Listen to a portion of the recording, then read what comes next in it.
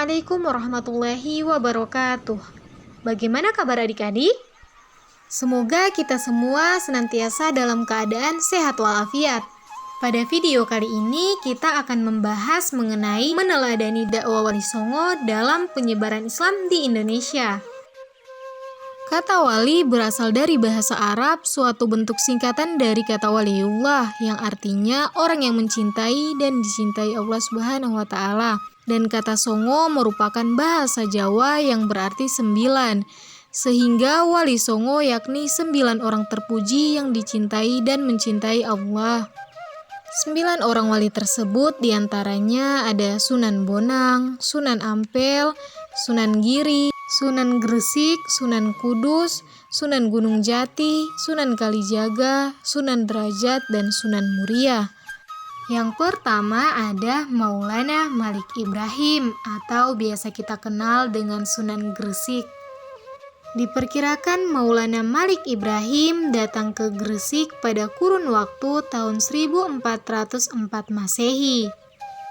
Sifat ramah dan penuh dengan kedamaian yang dimiliki oleh Maulana Malik Ibrahim tidak hanya kepada umat Islam saja, tetapi juga kepada para penganut Hindu dan Buddha, membuat dirinya dikenal sebagai tokoh yang dikagumi dan dihormati. Kelembutan yang ada dalam dirinya itulah yang menarik hati penduduk setempat secara sukarela masuk agama Islam dan menjadi pengikutnya. Untuk mengembangkan syiar Islam, Maulana Malik Ibrahim lalu menyiapkan kader dengan mendirikan dan membuka pondok pesantren. Dan setelah selesai membangun pondok pesantren di Desa Leran, pada tahun 1419 Masehi, Maulana Malik Ibrahim pun wafat dan dimakamkan di Desa Gapura Gresik, Jawa Timur. Oleh karena itulah ia juga disebut dengan Sunan Gresik. Yang kedua ada Raden Rahmat atau biasa kita kenal dengan Sunan Ampel. Sunan Ampel mengenalkan ajaran yang sangat berkaitan dengan kebiasaan masyarakat kala itu, yaitu Moh Limo. Moh Limo berasal dari bahasa Jawa emoh, tidak mau, dan limo berarti 5, yaitu moh main, tidak mau berjudi, moh ngambe, yaitu tidak mau mabuk, moh maling, yaitu tidak mau mencuri, moh madat, yaitu menolak untuk merokok dan menggunakan narkotika, moh madon, yaitu menolak untuk bermain perempuan yang bukan istrinya. Yang ketiga ada Raden Magdum Ibrahim atau biasa kita kenal dengan Sunan Bonang.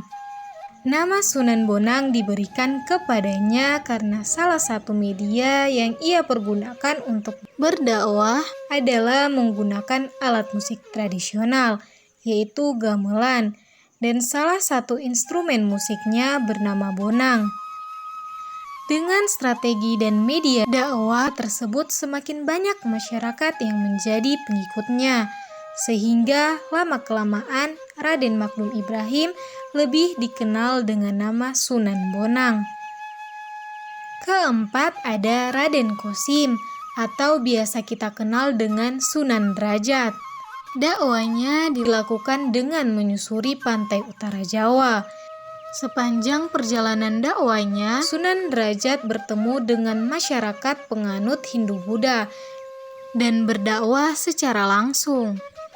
Sunan Derajat menggunakan strategi untuk menarik perhatian masyarakat agar datang ke tempat kediamannya. Ia menggunakan kesenian tradisional yang ada di daerah tersebut, yaitu tembang-tembang yang diiringi dengan musik gamelan. Karena pendekatan melalui karya seni yang ia kembangkan, maka tidak sedikit masyarakat yang berbondong-bondong datang ke kediaman Sunan Derajat untuk menyaksikan syiar dan dakwahnya yang kemudian membawa mereka untuk masuk Islam. Kelima ada Syed Jafar Shadiq Azamat Khan atau biasa kita kenal dengan Sunan Kudus. Sunan Kudus mengembangkan ajaran toleransi beragama antar umat Islam dengan umat Hindu-Buddha.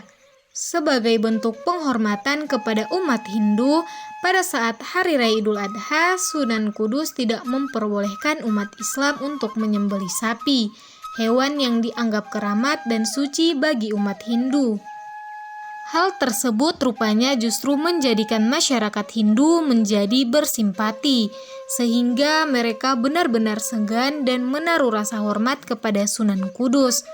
Hal itulah yang kemudian sedikit demi sedikit membuat umat Hindu dan Buddha tertarik untuk mendalami Islam.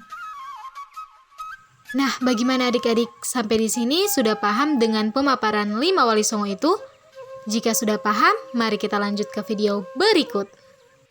Keenam ada Raden Paku atau biasa kita kenal dengan Sunan Giri. Sunan Giri membuka pesantren di daerah perbukitan Sodikomoti di selatan Gresik. Dalam bahasa Jawa, bukit adalah giri. Oleh karena itulah ia mendapatkan julukan Sunan Giri. Strategi dakwah yang dilakukan oleh Sunan Giri dilakukan dengan berbagai metode, mulai dari pendidikan, budaya, hingga pendekatan politik. Ketujuh ada Raden Said atau biasa kita kenal dengan Sunan Kalijaga. Sunan Kalijaga juga dikenal sebagai seorang dalang yang mahir memainkan wayang kulit. Dengan media ini, Sunan Kalijaga mampu menarik perhatian banyak orang untuk berkumpul, menyaksikan dan mengadakan pertunjukan wayang. Sunan Kalijaga membuat cerita-cerita wayang yang disesuaikan dengan kondisi wilayah setempat. Kemudian Sunan Kalijaga menyelipkan ajaran-ajaran Islam di dalam lakonannya. Dengan metode yang demikian, masyarakat yang menyaksikan pertunjukan wayang itu pun tertarik untuk mempelajari Islam secara lebih mendalam. 8. Ada Raden Umar Said atau biasa kita kenal dengan Sunan Muria. Ia merupakan seorang wali yang gemar berdakwah di desa-desa terpencil, bahkan di pelosok desa yang jauh dari pusat kota. Selain di wilayah-wilayah pelosok, Sunan Muria juga mengajarkan Islam kepada para pedagang, nelayan, dan rakyat biasa. Sunan Muria juga menciptakan tembang sinom dan kinanti sebagai media dakwah. Dengan syiar pada tembang-tembang tersebut, ia mengajak masyarakat untuk mengamalkan ajaran Islam dalam kehidupan sehari-hari. Kesembilan ada Syarif Hidayatullah atau Sunan Gunung Jati. Metode dakwah yang dilakukan oleh Sunan Gunung Jati dalam proses Islamisasi Tanah Jawa adalah metode Muidlah Hasanah atau nasihat-nasihat yang baik, metode Al-Hikmah atau menggunakan cara-cara yang bijaksana, metode Tadarruj berjenjang atau tingkatan belajar seorang murid pesantren. Demikian video pembelajaran ini, semoga bermanfaat. Wassalamualaikum warahmatullahi wabarakatuh.